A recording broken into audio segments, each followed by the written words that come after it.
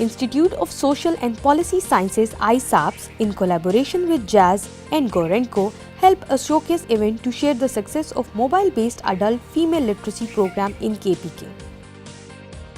They also showcase the lessons learned from the program, which can be utilized for similar projects in future. This event was held in Sarina, Islamabad. The chief guest of the showcase event included Ms. Anusha Rahman Ahmad Khan, Minister of State and Information Technology and Telecom; Engineer Kamarul Islam Raja, Chairperson Standing Committee on Education, Punjab;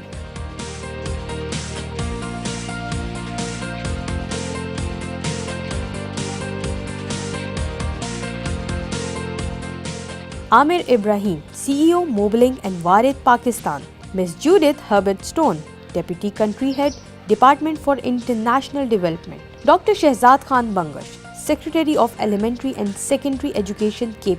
This program was all about introducing technologies for education.